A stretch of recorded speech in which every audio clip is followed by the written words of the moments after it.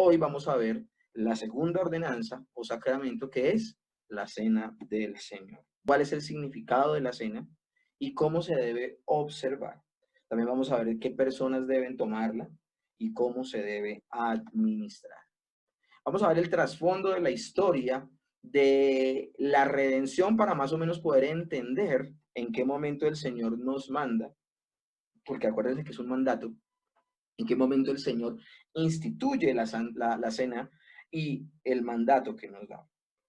Mateo capítulo 26, desde el verso 26 al 29, dice de la siguiente manera. Y mientras comían, tomó Jesús el pan, y bendijo y lo partió, y dio a sus discípulos, y dijo, tomad y comed, esto es mi cuerpo.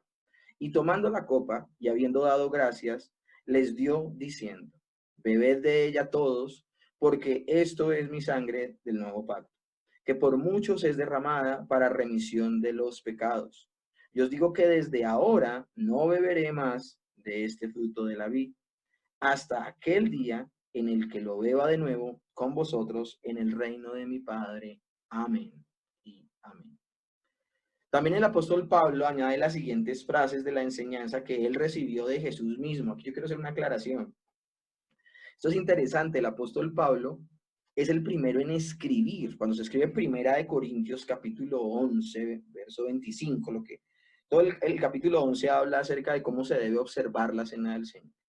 Y cita casi muy parecido a como aparece en Mateo 26. Pero los eruditos de las escrituras dicen que Primera de Corintios es anterior al escrito de Mateo. O sea que el primero en escribir sobre la cena del Señor es el apóstol Pablo, por inspiración divina. Ahora, ¿quién le enseñó si él no estuvo en esa cena? Dios mismo. En el libro de Gálatas podemos ver cómo el apóstol Pablo dice que todo lo que él sabe del Evangelio no lo aprendió de ningún ser humano, sino que lo aprende, pues no de ningún ser humano, sino de ningún ser normal en la tierra, de ninguno de los apóstoles, de ninguno de los siervos del Señor Jesús, sino que lo aprendió directamente del Señor Jesús. Y también, pues la escritura en Gálatas precisamente dice que él aprendió a los pies del Señor durante 3 años en Arabia y en el mismo Damasco. Entonces es interesante. ¿Y qué escribe el apóstol Pablo acerca de esto? Lo siguiente. Esta copa es el nuevo pacto en mi sangre. Hagan esto cada vez que beban de ella en memoria de mí. Y miren lo que dice el apóstol Pablo con respecto a lo que les he dicho. Porque yo recibí del Señor lo que también os he enseñado, que el Señor Jesús, la noche que fue entregado, tomó pan y empieza a relatar lo que pasó en la última cena. El mismo Señor le enseña al apóstol Pablo lo que sucedió en la última cena. Hay antecedentes entonces de comer en la presencia del Señor en el Antiguo Testamento. Si nosotros queremos equiparar de alguna manera lo que sucedió esa noche con el Señor y la ordenanza que él iba a establecer con eventos del Antiguo Testamento, bueno, lo podemos hacer. Por ejemplo, cuando el pueblo de Dios estaba acampando ante el monte Sinaí, justo después de que Dios había dado los 10 mandamientos, Dios llama a los líderes a subir a la montaña y reunirse con él. Miren cómo dice el texto en Éxodo 20, desde el 9 en adelante. Y subieron Moisés y Aarón, Nadab y Abiú, y 70 de los ancianos de Israel, y vieron al Dios de Israel, y había debajo de sus pies como un embaldosado de zafiro, semejante al cielo cuando está sereno. Mas no extendió su mano sobre los príncipes de los hijos de Israel, y vieron a Dios y comieron, dice la palabra, comieron y bebieron. Entonces, podemos de alguna manera equipararlo, pero no estamos diciendo que sea lo mismo. El objetivo de esto es ver como precedentes de comer en la presencia de Dios, mas no estamos queriendo decir que es lo mismo, quiero aclararlo. También cuando el pueblo se presentaba delante de Dios a presentar ofrenda, se le permitía comer, se le permitía comer. Deuteronomio 14:23 dice, y comerás delante de Jehová tu Dios en el lugar en que él escogiere para poner allí su nombre, el diezmo de tu grano, de tu vino, de tu aceite, y las primicias de tus manadas y de todos tus ganados, para que aprendas a temer a Jehová tu Dios todos los días. Habían ciertas ofrendas, esto lo estamos viendo el viernes en tipología bíblica de una manera reinteresante. Habían algunas ofrendas que se presentaban, como por ejemplo las ofrendas animales que se quemaban del todo. Por ejemplo, la del holocausto, se quemaba todo el animal. Pero habían otras ofrendas, ya fueran de grano o de animales, que se ofrendaba una parte y otra parte se comía. Estas comidas constituían una restauración parcial del compañerismo con Dios del que Adán y Eva disfrutaban antes del pecado, antes de la caída, aunque ello estaba dañado por el pecado, o sea, guardando la distancia, ¿no? Sencillamente como era una alegoría o un recordatorio de tener comunión. Acuérdense que la cena, la comida, era algo muy importante para el pueblo hebreo. No a cualquiera se invitaba a comer, entonces comer en la presencia de Dios es algo bien importante. El compañerismo de comer en la presencia del Señor, que encontramos entonces en la cena del Señor, llega a ser mucho mejor que los textos que les acabo de mencionar, porque ahora estamos plenamente reconciliados con el Señor. Esos eventos que les acabo de mencionar, de alguna manera era una alegoría de restaurar la relación y el compañerismo con Dios. El hombre está lejos de Dios. Cenar en su presencia, comer en su presencia era una alegoría de compañerismo y de unión nuevamente con el Señor. Ahora, esto se vuelve un hecho real cuando Cristo muere en la cruz. Cuando Cristo muere en la cruz, esa separación que tenían los seres humanos redimidos ahora desaparece en el sacrificio perfecto de nuestro Señor, y por eso somos hechos cercanos a Dios. Segunda de Corintios 5, del 18 al 19 dice, y todo esto proviene de Dios, quien nos reconcilió consigo mismo por Cristo y nos dio el ministerio de la reconciliación. Que Dios estaba en Cristo reconciliando consigo al mundo, no tomándoles en cuenta a los hombres sus pecados, y nos encargó a nosotros la palabra de la reconciliación. Las comidas entonces sacrificiales del Antiguo Testamento constantemente apuntaban al hecho de que aún no se había pagado por los pecados, porque en ellas los sacrificios se repetían año tras año, y porque apuntaban al Mesías que habría de venir y quitaría el pecado. Eso es lo que podemos ver en Hebreos 10. La cena del Señor, sin embargo, y acá es donde quiero que salvemos las distancias de uno y otro evento. La cena del Señor, sin embargo, nos recuerda que ya se ha consumado el pago de Jesús por nuestros pecados. Miren la diferencia. Una celebraba como en añoranza, como viendo al futuro, que seríamos reconciliados. Pero la cena del Señor nos recuerda que ya se ha consumado el pago de Jesús por nuestros pecados. De manera que ahora comemos en presencia del Señor con gran regocijo, como cercanos. Pero incluso la cena del Señor apunta a una comida aún más maravillosa. Así como las comidas del Antiguo Testamento que les he mencionado apuntaban a la obra del Señor Jesús, también la misma cena del Señor apunta a un acto más glorioso y a una comida más maravillosa. ¿Cuál será esta? Tenemos textos de sobra. Mateo 26, 29. Y os digo, el mismo Señor cuando instituyó la cena lo anunció. Y os digo que desde ahora no beberé más de este fruto de la vid hasta aquel día en que lo beba de nuevo con vosotros en el reino de mi Padre. Y Apocalipsis 19:9 lo dice un poco más, o sea, como que complementa lo que dijo el Señor en Mateo. Y el ángel me dijo, escribe, bienaventurados los que son llamados a la cena de las bodas del Cordero. Y me dijo, estas son palabras verdaderas de Dios. ¿A qué está apuntando? ¿A qué hecho maravilloso? ¿A qué comida maravillosa está apuntando entonces la cena del Señor? A las bodas del Cordero, a la cena de las bodas del Cordero. De Génesis a Apocalipsis, el propósito de Dios siempre ha sido el mismo. Ha sido traer a su pueblo a un compañerismo consigo. Él siempre ha dicho, no sé si ustedes lo han visto en todo el recorrido de las Escrituras, vosotros seréis mi pueblo, yo seré su Dios y habitaré en medio de vosotros. Y uno de los grandes gozos de experimentar tal compañerismo es el hecho de que podemos comer y beber en la presencia del Señor. Entonces, sería saludable para la iglesia hoy en día recuperar un sentido más vívido de la presencia de Dios en la cena del Señor, no como un mero acto conmemorativo, no como solamente recordar lo que Él hizo en la cruz, sino que podamos comprender verdaderamente lo que representa, lo que significa, porque no solamente representa, no es solo un acto conmemorativo, sino que algo está sucediendo allí. Con la clase del día de hoy vamos a ver qué sucede y qué no sucede en ese momento místico y maravilloso que aún la iglesia histórica decía que era de los momentos más importantes del culto dominical.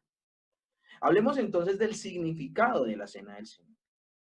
En la Cena del Señor hay varios símbolos y cosas que se destacan. En primera instancia, y por obvias razones, lo primero que celebra la Cena del Señor es la muerte del Señor Jesucristo. Cuando participamos en la Cena del Señor, simbolizamos la muerte de Cristo porque nuestras acciones dan una imagen de su muerte por nosotros. Cuando se parte el pan, esto significa el quebrantamiento del cuerpo de Cristo. Ahora, cuando hablo de quebrantamiento, hablo de que fue lastimado, porque la palabra deja muy claro que los huesos de él no fueron quebrados, no fueron partidos. Entonces tengo que hacer esta claridad. Ningún hueso suyo fue quebrado ni partido. Entonces, cuando hablamos de quebrantamiento, hablamos más de ese azote fuerte que cae sobre la vida del Señor, donde lo lastimaron, su pasión, su muerte. Cuando la copa se vierte, esto simboliza la sangre de Cristo que se derramó por nosotros. Entonces es muy importante, mientras se celebra la Cena del Señor, partir el pan en público, no traerlo partidito, sino partirlo en público, como también servir la copa, por lo que representa la pasión, la muerte del Señor y el derramamiento de su sangre en la cruz del Calvario. Participan en la Cena del Señor, participar en la Cena del Señor es una proclamación de la muerte del Señor y de lo que esto significa. Es muy triste que al día de hoy mucha gente de manera hasta memorizada dicen, es que Jesús murió en la cruz por mis pecados, pero todavía no llegan a entender verdaderamente lo que significa eso. Primera de Corintios 11:26, porque cada vez que comen este pan y beben de esta copa, proclaman la muerte del Señor hasta que Él venga. Entonces acá estamos viendo que dos elementos están presentes. Hablamos de una proclamación y recordar cuando el Señor fue muerto en la cruz, pero también anunciar que Él vuelve. Nuestra participación en los beneficios de la muerte de Cristo también estamos celebrando al tomar la Cena del Señor.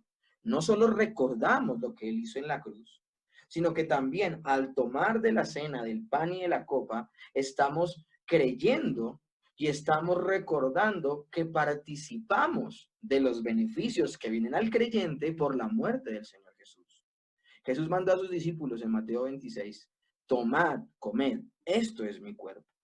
Y cuando hacemos esto, simbolizamos el hecho de que participamos o hacemos propios los beneficios ganados para nosotros por la muerte de Jesús. Y Jesús nos demanda, escúchenme bien, entender que su obra es para nosotros. Que una persona participe de la cena del Señor sin entender lo que el Señor ha hecho por su vida, sencillamente debería esa persona no participar de la cena. Una persona que no entiende lo que el Señor hizo en la cruz, una persona que no entiende lo que significa esa ordenanza, es mejor que se abstenga de participar. Por eso es que el Señor nos demanda entender que su obra es para nosotros. ¿Cuáles fueron los beneficios que vinieron al creyente por su muerte en la cruz del Calvario? Tercero, ya hemos hablado que la cena, uno, nos recuerda el sacrificio de Cristo y aún anunciamos que Él vuelve. Dos, nos apropiamos de los beneficios que vienen por la muerte de Cristo en la cruz del Calvario. Pero tres, también habla de un alimento espiritual. La cena del Señor describe el hecho de que Cristo da a nuestras almas alimento y refrigerio espiritual. Miren lo que dice Juan capítulo 6, del 53 al 57. Eso se lo dice el Señor, esto lo declara el Señor luego de que ha multiplicado los panes y los peces. Y las personas al otro día lo vuelven a buscar para que le vuelva a alimentar los panes y los peces. Y les tiene que llamar la atención y decirles a esta multitud tan grande que dejen de tener ese oportunismo de buscarlo por el alimento que llena el vientre, sino que trabajen por el alimento espiritual. El versículo dice de la siguiente manera, Jesús les dijo, de cierto os digo, si no coméis de la carne del Hijo del Hombre y bebéis de su sangre, no tenéis vida en vosotros. El que come mi carne y bebe mi sangre tiene vida eterna, y yo le resucitaré en el día postrero, porque mi carne es verdadera comida y mi sangre es verdadera bebida. El que come mi carne y bebe mi sangre, en mí permanece, y yo en él. Como me envió el Padre viviente, y yo vivo en el Padre, asimismo, el que me come, él también vivirá por mí. Ciertamente Jesús está hablando en sentido figurado, no está hablando de ingerir literalmente su cuerpo y su sangre. Mucha de la gente que escuchó esto se escandalizó y se apartaron de él, dijeron duras esta palabra, no la terminaron de entender. ¿Por qué? Porque la multitud estaba muerta. No entendían lo que el Señor decía. Solamente por la iluminación divina una persona podía entender. ¿Y qué es lo que estaba tratando de decir el Señor con esos textos? Simboliza una participación espiritual en los beneficios de la redención que Él conquistó. Este alimento espiritual tan necesario para nuestras almas se experimenta y a la vez simboliza en nuestra participación en la cena del Señor. También la cena del Señor, ¿qué hace? Anuncia la unidad de los creyentes. Somos un solo cuerpo, y no cualquier cuerpo, la iglesia es el cuerpo de Cristo. Cuando los creyentes participan juntos en la cena del Señor, también dan una clara señal de unidad los unos con los otros. Primera de Corintios 10:17 lo expresa de manera maravillosa. Siendo un solo el pan, nosotros con ser muchos somos un cuerpo, pues todos participamos de aquel mismo pan. Entonces es muy diciente que de ese mismo pan que estamos partiendo sale todos los pedacitos que las personas están comiendo, ese mismo pan que se ha preparado. Los elementos dejan sus usos ordinarios, el pan y el vino, para de alguna manera santificarse para ese acto sublime y muy importante que es la cena del Señor. Cuando unimos estas cosas que acabo de mencionar, comenzamos a darnos cuenta del rico significado entonces que tiene la cena del Señor. Vengo a la presencia del Señor, que nos habla de reconciliación. Recuerdo que Él murió por mí y se vuelve entonces un acto personal para mi vida. Participo en los beneficios de su muerte. Recibo alimento espiritual y estoy unido a todos los demás creyentes. Esto es muy importante que todas las personas que toman la cena lo sepan. La cena del Señor es un gran motivo de acción de gracias y de gozo. Por eso era un momento tan importante, mis hermanos, tan importante de celebrar en la iglesia. Hay iglesias que lo celebran mensualmente, hay iglesias que lo celebran cada 6 meses, cada 2 meses. En la iglesia en particular, haciendo caso a lo que el Señor dice, cada vez que se reúnan en mi nombre, hablando del día del Señor, no hablando de todas las reuniones que pueden haber en la semana, sino que entendiendo que también somos una iglesia bíblica, ha dejado de lado el activismo, y ya esto lo hemos nombrado cuando hablamos en particular de los ministerios que tiene la iglesia, al mundo, a los mismos creyentes, a la misma comunidad local. Nosotros en particular, como iglesia reformada, bautista, nosotros como iglesia local en Jamundí celebramos la Cena del Señor cada 8 días. Cada 8 días. Hay personas que no lo hacen y dicen sencillamente que no lo hacen para que no se le vuelva costumbre a las personas. Pero yo creo que no se vuelva costumbre, es más responsabilidad del pastor, de los ancianos de esa iglesia, hacerle entender a la gente que no lo tomen como una costumbre y ya, sino que enseñen la relevancia y todo esto que hemos mencionado hasta este momento. Miren todos los beneficios que vienen por participar de la cena del Señor, maravilloso, como para reservarlo solo para cada 2 meses o cada 6 meses o cada año. Nosotros lo hacemos cada 8 días. Además de esto, cuando participo de la cena del Señor, debo traer a mi mente, uno, que Jesús me ama individual y personalmente, que es un anticipo de la cena que participaré con Él en su reino, la que nombraba anteriormente, la gran cena de las bodas del Cordero. Y por último, proclamamos nuestra fe en Jesús, proclamamos nuestra fe en Jesús. De alguna manera el creyente cuando participa de la cena lo que está diciendo es: te necesito y confío en ti, Señor Jesús, para que perdones mis pecados y concedas vida y salud a mi alma, porque solo por tu quebrantado cuerpo y tu sangre derramada puedo ser salvado. Qué bendición es esta ordenanza al interior de la iglesia. Ahora, ¿cómo está Cristo presente en la cena del Señor? Y aquí tenemos que hacer un recorrido histórico bien interesante, porque hay personas que durante el desarrollo de la iglesia han habido diferentes posturas de cómo está presente el Señor en la cena. El punto de vista romano de la iglesia católico-romana es la transustanciación, y la vamos a explicar. El pan y el vino, según ellos, se convierten realmente en el cuerpo y la sangre de Cristo. Esto ocurre cuando el sacerdote dice, esto es mi cuerpo, durante la celebración de la misa. El pan se eleva y se adora. Esta acción solo puede ser realizada por un sacerdote. Ahora, aclaro, aquí estoy describiendo, alguien de pronto entra a esta clase y escucha esto, ¿esto es lo que están enseñando en este seminario? Aclaro, esta es la posición católico-romana de lo que sucede con los elementos en la cena, y se le conoce como transubstanciación. El teólogo católico romano, Luidin Otto, que lo hemos citado varias veces cuando hemos hablado del catolicismo romano, expone lo siguiente. Cristo, supuestamente para ellos, Cristo se hace presente en el sacramento del altar por la transformación de toda la sustancia del pan en un santo cuerpo y de toda la sustancia del vino convirtiéndose en su sangre. Esta transformación se conoce como transubstanciación. Mis hermanos, este apelativo de transubstanciación no podemos decir que es un término ni bíblico ni teológico. Cuando hablamos de términos bíblicos, estamos hablando de que es un término que aparece en la Biblia. En la Biblia no aparece la palabra transubstanciación.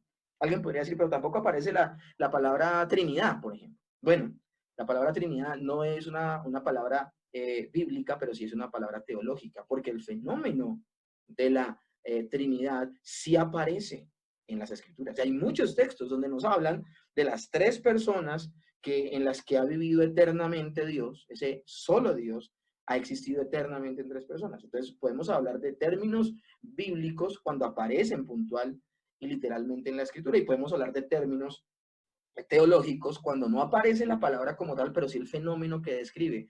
Bueno, no aparece en las escrituras tal cosa como la que están diciendo acá. Esto es una doctrina que sale del corazón, como todo lo que han hecho ellos desde el siglo VI, y siguen en su oscuridad.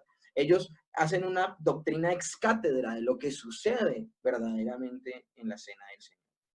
En la enseñanza católica, debido a que los elementos del pan y el vino se convierten literalmente, según ellos, en el cuerpo y la sangre de Cristo, la Iglesia no permitió por muchos siglos que los laicos bebieran de la copa de la cena del Señor, por temor, escúchenme bien a esto, miren estas niñadas, por temor a que se derramase el vino, que para ellos es la sangre de Cristo, sino que solo comieran del pan.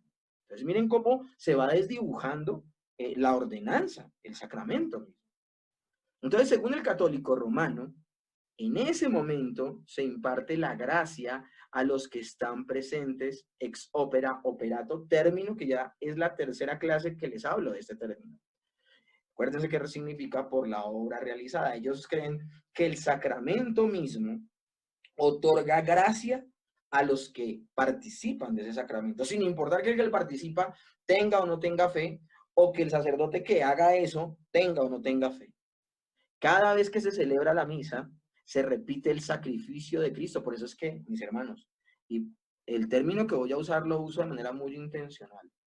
Por eso es que es tan herética la misa. Por eso es que es tan herética la misa. Porque ellos, supuestamente en su conocimiento, son conscientes de que en la misa, cuando celebran la cena, ellos nuevamente sacrifican a Cristo. Repiten el sacrificio de Cristo. Ahora, aunque es en cierto sentido, es terrible lo que hacen. El catolicismo es cuidadoso al afirmar que este es un sacrificio real. Vuelvo y repito, el catolicismo romano es especialmente cuidadoso en aclarar y en afirmar que es un sacrificio real. O sea, otra vez se sacrifica al Señor Jesús. Aunque no es lo mismo que el sacrificio de Cristo que pagó en la cruz, ellos declaran que otra vez se tiene que hacer. Ahora, respecto al real sacrificio de Cristo en la misa, Louis Ott otra vez dice lo siguiente. La Santa Misa es un sacrificio apropiado y verdadero. O sea, para ellos es un sacrificio. Por eso el lugar donde lo hacen se llama altar. No sé si sabían, pero el término altar realmente significa matadero. Entonces ellos están otra vez sacrificando al Señor allí. Por eso se llama altar, donde ofician la Eucaristía, y por eso se llama a la persona que lo oficia sacerdote, porque el sacerdote era el que oficiaba el sacrificio en la antigüedad. Entonces, La Santa Misa es un sacrificio apropiado y verdadero, según ellos. En el sacrificio de la misa y en el sacrificio de la cruz, el don sacrificial y el sacerdote primordial que sacrifica son idénticos. Solo la naturaleza y el modo de la ofrenda son diferentes. El don sacrificial es el cuerpo y la sangre de Cristo. El sacerdote primordial que sacrifica es Jesucristo. Y escuchen esto, quien utiliza al sacerdote humano como un siervo y representante y realiza la consagración a través de él.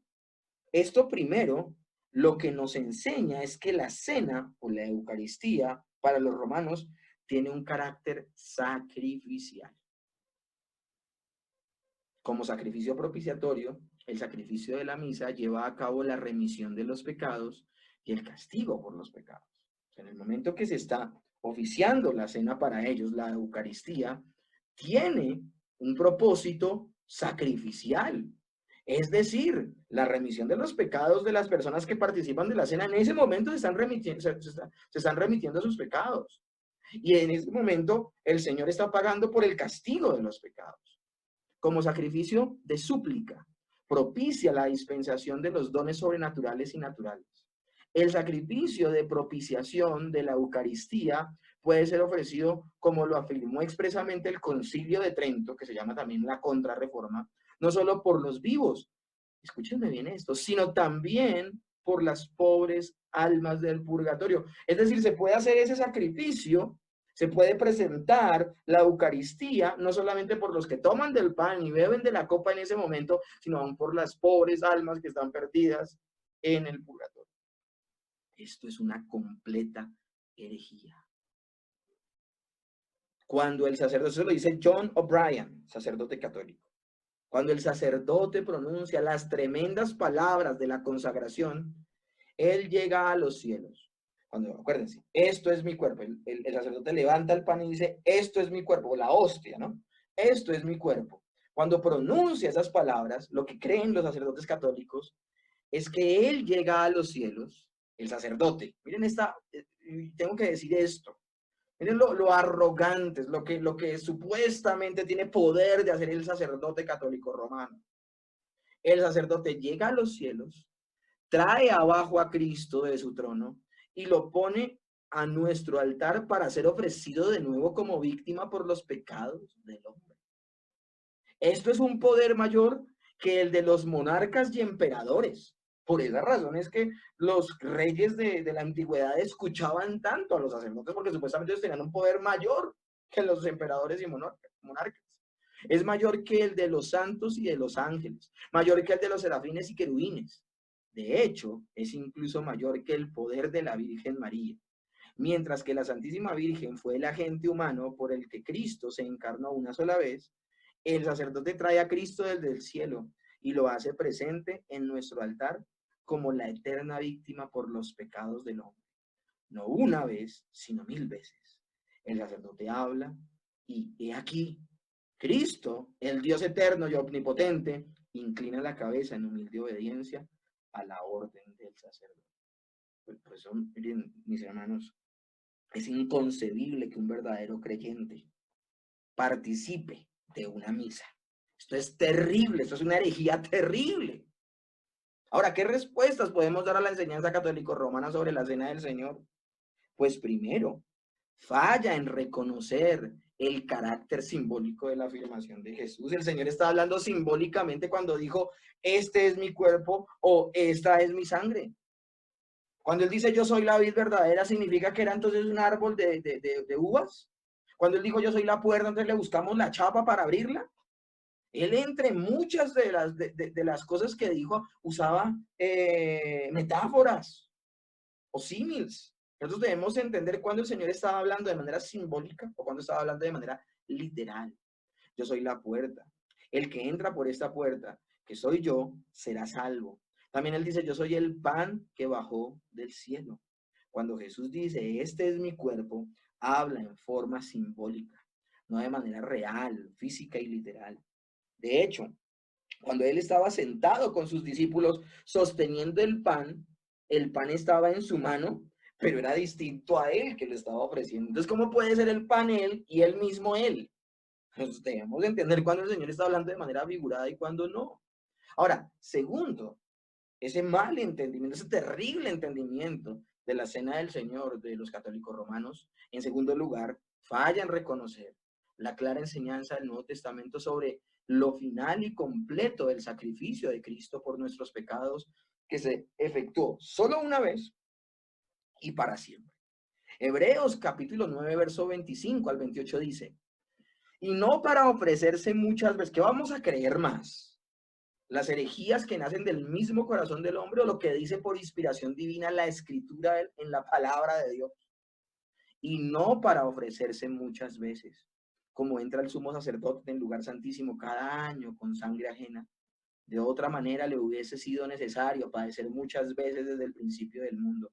Pero ahora, en la consumación de los siglos, se presentó una vez para siempre por el sacrificio de sí mismo, para quitar de en medio el pecado, y de la manera que está establecido para los hombres que mueran una sola vez y después de esto el juicio, así también Cristo fue ofrecido una sola vez para llevar los pecados de muchos, y que apareciera por segunda vez sin relación con el pecado para salvar a los que le esperan. Entonces, decir que el sacrificio de Cristo continúa o que se repite en la misa ha sido desde la Reforma una de las doctrinas católico-romanas más objetables desde el punto de vista de los protestantes. Ahora, ¿por qué? Porque los protestantes desde el siglo XVI se esfuerzan y nos esforzamos hasta hoy, el siglo XXI, en ser bíblicos y solo creer lo que la Escritura dice. La Escritura no respalda esto absolutamente para nada, lo que dicen los católicos romanos. Entonces es importante tener en cuenta. Si la misa es en algún sentido una repetición de la muerte de Cristo, esto señala un regreso a los repetidos sacrificios del Antiguo Testamento que solo eran una sombra que apuntaban a Cristo. Esto declara que la obra de Cristo entonces no fue suficiente. La idea de una continuación del sacrificio de Cristo destruye nuestra certidumbre, nuestra certeza, nuestra seguridad de que Cristo realizó el pago y que Dios el Padre lo aceptó y se agradó. También perdimos la certeza de que no hay ninguna condenación, como dice Romanos 8:1, a los que creen en Cristo Jesús, dependiente ahora contra nosotros. Por eso los evangelios jamás los evangélicos jamás podríamos celebrar una misa, vuelvo y se lo repito como lo dije anteriormente. No podemos participar de uno de esos actos tan terriblemente heréticos. Nuestra conciencia nos acusaría, ni siquiera, o sea, en absoluto por nada. Hace poco, hace menos de 6 meses, tuve que ir al funeral de un familiar muy cercano, lo amaba, lo quería, y acompañé al cementerio y a la cremación. Pero en el momento de la misa yo no entré. Y algunos juzgaron esa actitud, pero es mi protesta contra esa enseñanza. Por más querido que fuese mi familiar, por más cercano que fuera, no era cualquier persona, pero yo no voy a participar de eso. El Señor Jesús en la Escritura dice en Juan 19:30, consumado es. Y eso viene del griego teleo, que significa completo. No hay necesidad de nuevamente sacrificar a nuestro Señor Jesucristo. En tercer lugar, la comprensión de la cena del Señor por parte de la Iglesia Católico Romana falla en impedir que el pueblo participe del fruto de la vida en la cena. Mateo 26:27 dice, luego tomó la copa de vino y después de dar gracias se la dio a ellos y dijo, beban todos de esta copa.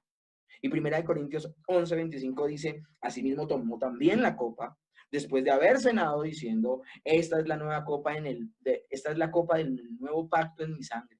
Hacer esto todas las veces que la bebieres en memoria de mí. El Señor está diciendo que el pueblo de Dios tenía que participar de la copa, pero estos místicos que piensan que el vino es la sangre, por miedo a que se derrame una gotica de sangre en el piso de esas grandes catedrales, por mucho tiempo no le permitieron y marginaron al pueblo que tomara el vino. Ahora, aquí hacemos un alto en el camino y vamos a hablar ahora de la comprensión de los luteranos, del mismo Lutero, con respecto a la cena del Señor. Porque tenemos que decir algo. Los reformadores, ustedes saben, salen del seno de la Iglesia Católica. Hubo un momento donde solo había una iglesia cristiana y era la iglesia católica. Y por eso el término católico, que significa universal. Ellos no tenían el deseo de ser separatistas, de separarse de la iglesia única que existía hasta ese momento en el siglo XVI. Sencillamente querían que los dirigentes, los que había puesto el Señor como supervisores, supuestamente, cayeran en cuenta de sus desaciertos, de su doctrina herética, renunciaran a ella y volvieran a la Escritura. El mismo hecho de la Reforma Protestante fue un fenómeno que fue consecuencia, esto es interesante, del Renacimiento. En el Renacimiento, todas las formas de conocimiento, los grandes representantes de ellas, por ejemplo, el arte, la teología, la música, la filosofía, todo lo que hicieron en el Renacimiento fue volver a los orígenes de cada una de esas disciplinas. Esto de alguna manera le pegó también a los teólogos y varios teólogos, aprovechando ese fenómeno que se estaba viviendo en el Renacimiento, de volver a los orígenes, es por eso que alguien como Martín Lutero vuelve a la Escritura y trata de entender cómo la Escritura describió que debía adorarse a Dios. Ese fenómeno es maravilloso. Pero lastimosamente no fue en todos los aspectos, en la vida, por ejemplo, de Martín Lutero. Martín Lutero tenía claro muchas cosas a nivel de lo que eran doctrinas fundamentales para la salvación, pero tuvo vestigios y como herencias de su religión católico-romana que afectaron su manera de comprender, por ejemplo, en este caso, la cena del Señor. Él no va a hablar de transustanciación, pero sí va a hablar de otra cosa que tampoco tiene asidero bíblico. Martín Lutero rechaza el punto de vista católico romano, se aparta completamente. O sea, ningún creyente verdadero, ningún creyente que entiende la obra de Cristo como la entendía Martín Lutero, puede aceptar la forma en que concibe la Iglesia Católica Romana la cena del Señor. Pero él sí insistió en la frase, este es mi cuerpo. Él la tomaba también de manera literal. Había que tomarla en cierto sentido como una afirmación literal. Su conclusión no fue que el pan se convierte realmente en el cuerpo físico de Cristo, pero que el cuerpo físico de Cristo sí está presente. Y por eso es que él hablaba de en, con y bajo. El pan de la cena del Señor no solo era pan, sino que contenía el cuerpo de Cristo. ¿Cómo así?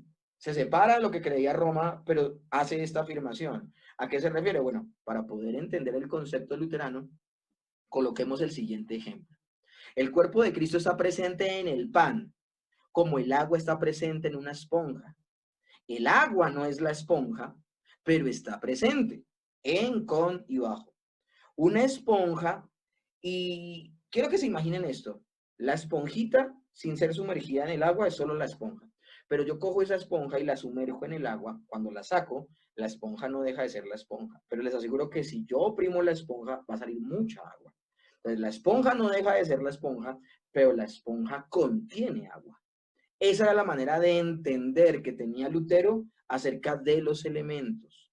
Está presente donde quiera que esté presente la esponja, está presente el agua. Entonces, donde quiera que esté presente el pan, está presente para Lutero el cuerpo de Cristo. La confesión de Habsburgo, en el artículo 10, confesión aceptada por el luteranismo, dice lo siguiente.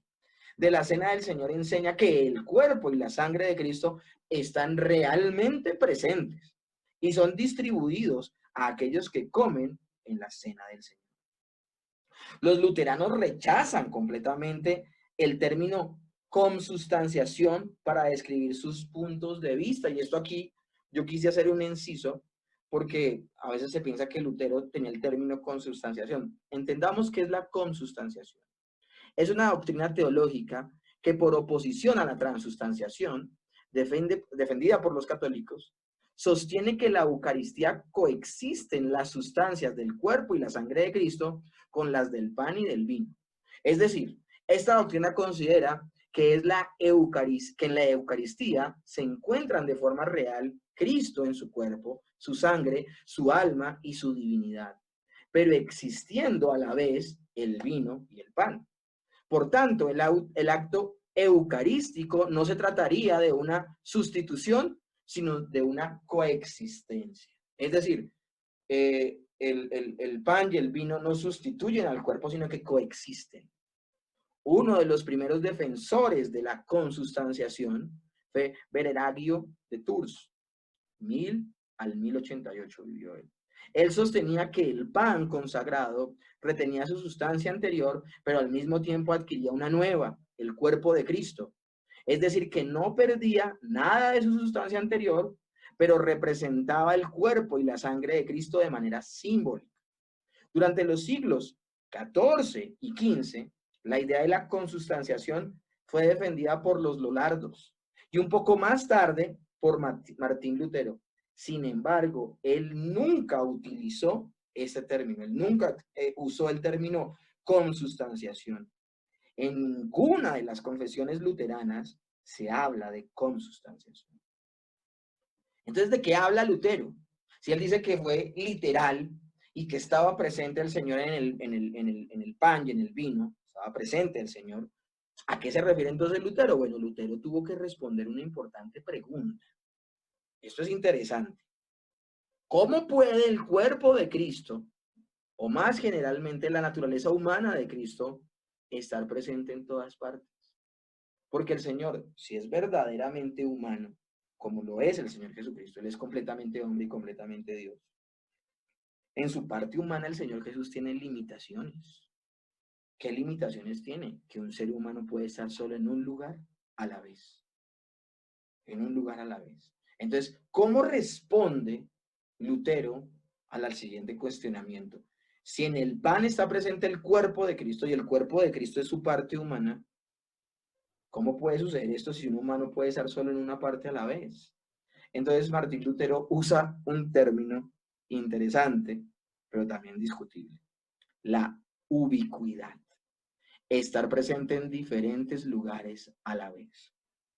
En respuesta a este problema, Lutero enseña la ubicuidad, la capacidad de la ubicuidad en la naturaleza humana de Cristo tras su ascensión. Es decir, él dice que después de que el Señor ascendió a los cielos, no solamente en su parte divina, sino también en su parte humana, el Señor puede estar en todo lugar. La naturaleza humana de Cristo estaba presente en todas partes, es decir, era ubicuo, era y es ubicuo. Los teólogos desde el tiempo de Lutero sospecharon que él enseñó la ubicuidad de la naturaleza de Cristo, no porque ésta se halle en algún lugar de la Escritura, sino porque necesitaba explicar cómo su punto de vista podía ser verdadero. Este fue el talón de Aquiles de precisamente la manera en que él concibía la cena del Señor. Pues, habría sido un poco más fácil aceptar sencillamente que el Señor hablaba de manera simbólica y no de manera literal. Entonces, cae en la herejía, con esto de la ubicuidad, cae en la herejía del monotelismo. Es decir, que la naturaleza divina de Cristo se mezcla con la naturaleza humana del Señor. Esto nos deja con un ser que ni es Dios plenamente, ni es hombre plenamente. Terrible. Porque el único, escúchenme bien, que es omnisciente, es omnipresente, es Dios. Y en su parte divina, el Señor Jesús, en su naturaleza humana, también tiene limitaciones, eso lo puede saber en un lugar. En su naturaleza humana, el Señor, ¿dónde está en este momento? Sentado a la derecha del Padre. Se acabó. Ahora, en su naturaleza divina, el Señor está en todo lugar y está en cada creyente. Fuimos unidos a Cristo. Eso es un terrible desacierto, lastimosamente, de Martín Lutero. En respuesta al punto de vista luterano, se puede decir que este tampoco entendió que Jesús estaba tratando de enseñarnos una realidad espiritual, pero usando objetos físicos. Este es mi cuerpo. No se debe entender más literalmente de lo que se entiende la afirmación correspondiente. Esta copa es el nuevo pacto en mi sangre, que es derramada por ustedes. Ahí mismo el Señor usa otra metáfora con la copa y con la sangre. Ahora, ¿qué cree el resto del protestantismo en cuanto a la cena del Señor? Bueno, hay una presencia de Cristo simbólica y espiritual. Juan Calvino y otros reformadores argumentaron que el pan y el vino en la cena del Señor no se transformaban en el cuerpo y la sangre de Cristo, ni contenían de alguna manera el cuerpo y la sangre de Cristo. Es decir, Juan Calvino y los reformadores argumentaron y fueron enemigos acérrimos, porque no estaba en la Biblia, de la transustanciación y de la consubstanciación. O sea, para nada son aceptables. El pan y el vino simbolizan el cuerpo y la sangre de Cristo y ofrecen una señal visible del hecho de que el propio Cristo estaba verdaderamente presente. ¿Cómo así? Entonces, ¿el Señor sí está presente o no está presente? ¿No está presente y sencillamente es una conmemoración que hacen los hijos de Dios? ¿O el Señor está presente? No, el Señor está presente a través de un símbolo visible que es el pan y el vino. Para Calvino ciertamente está presente en la cena el Señor Jesús, haciendo de esta ordenanza no solamente un acto conmemorativo, sino que es un acto que representa lo que él hizo y es de tal importancia, de magna importancia en el culto dominical, que el mismo Señor está presente de manera espiritual. Dice así Juan Calvino en la institución de la religión cristiana. Al mostrar el símbolo se muestra la cosa misma, porque a menos que un hombre quiera llamar a Dios mentiroso, nunca se atrevería a afirmar que él divulga un símbolo vacío. Y la divinidad debe por todos los medios mantener su precepto. Cuando quiera que vean símbolos decretados por el Señor para pensar y estar persuadidos de la verdad de la cosa, denota esta ciertamente de presente allí. El Señor está presente.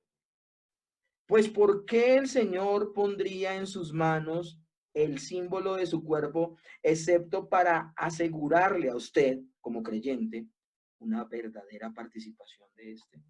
Para el Señor es importantísimo, mis hermanos, la cena del Señor.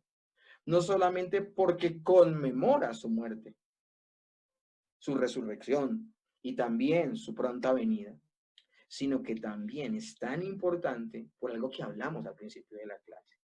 El Señor con este acto está motivando la comunión entre su pueblo y Dios.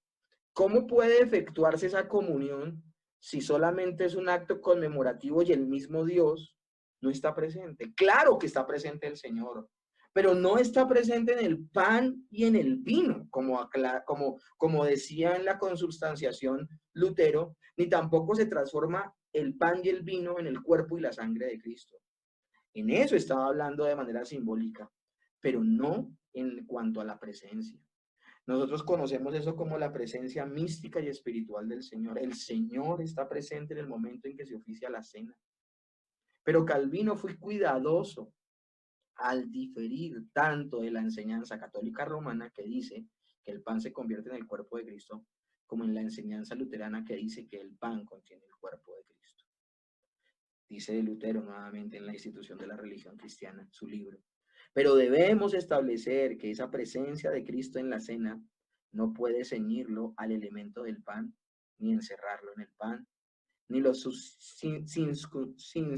circunscribe de ninguna manera. Está claro que todas estas cosas lo apartan de su gloria celestial. El otro es pensar que en el pan está el Señor y en el vino está el Señor, hace que de alguna manera desdibujemos su gloria celestial. Tengamos cuidado con eso, tengamos cuidado con eso. De forma, de que ahora viene la pregunta, ¿de qué forma entonces está Cristo presente entonces? Ya se los he mencionado un poquito.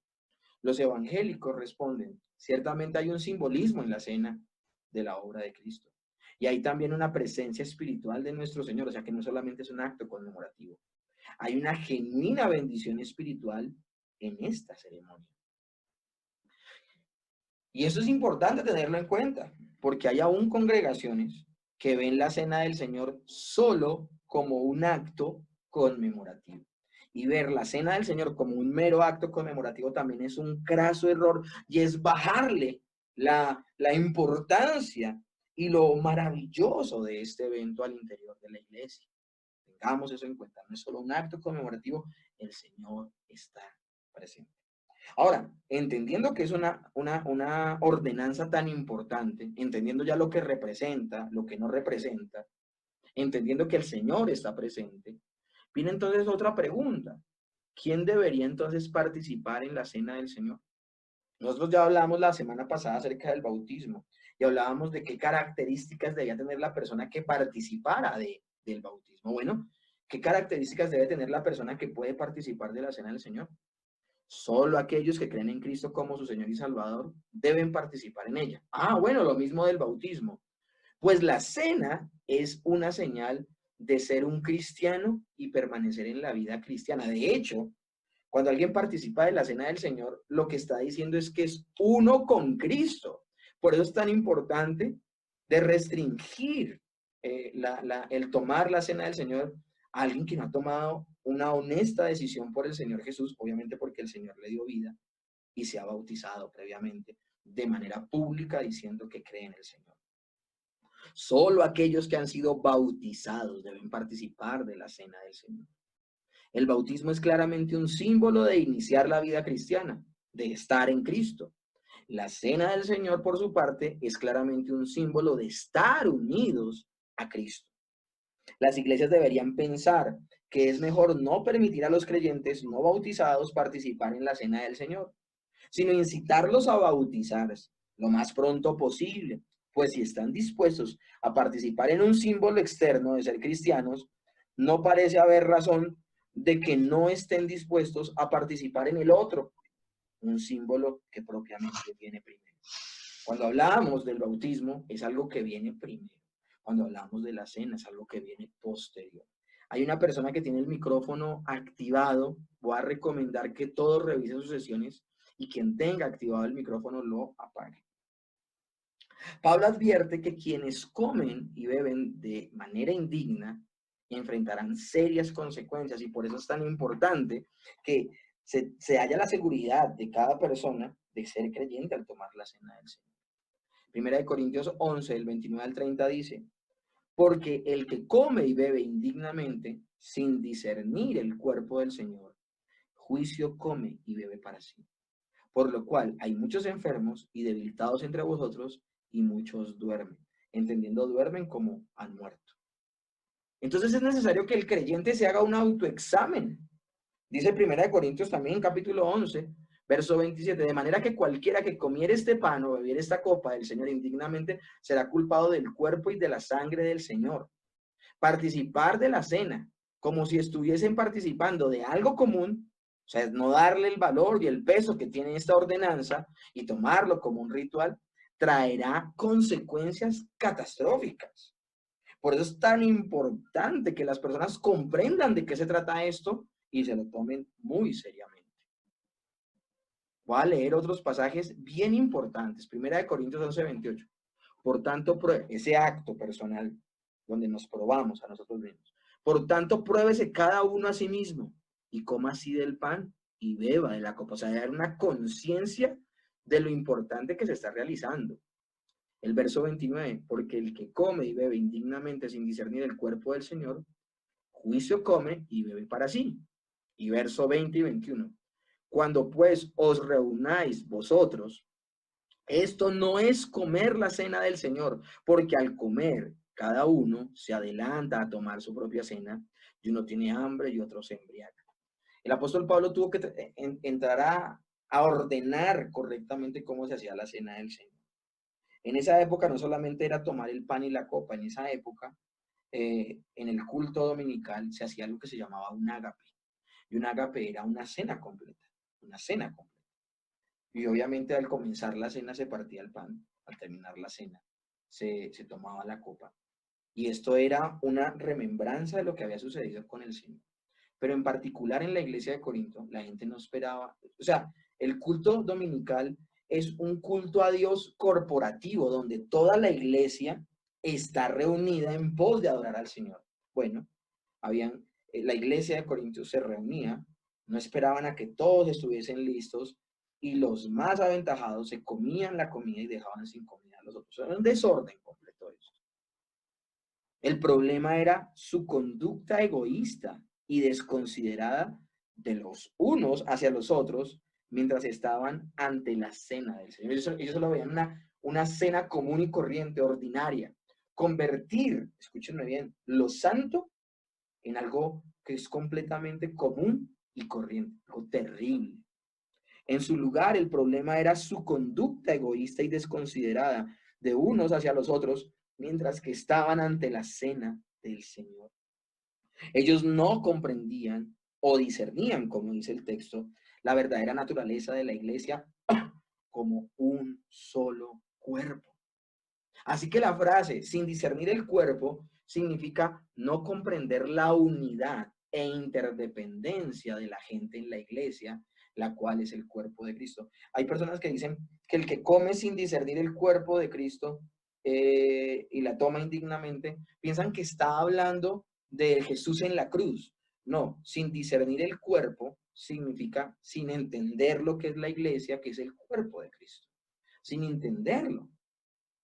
Que cada uno se examine a sí mismo, entonces significa que debemos preguntarnos si nuestra relación en el cuerpo de Cristo refleja de hecho el carácter del Señor que encontramos allí y a quienes representamos. Es importante.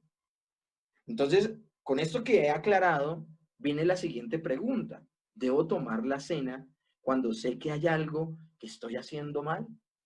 No se duda en el hecho de que soy creyente, no se duda de que he nacido de nuevo, no se duda porque eso te ha llevado a bautizarte, pero tú sabes que todos los creyentes en algún momento hemos podido tener alguna flaqueza, alguna debilidad y hemos podido pecar. No es una apología, no es una excusa a practicar el pecado. La persona que practica el pecado sencillamente está evidenciando que no es un verdadero creyente. Estoy hablando de una persona que tiene esa lucha y lastimosamente pecó y entiende esa debilidad. ¿Debería tomar la cena del Señor? ¿Estaría haciendo algo mal de tomarla?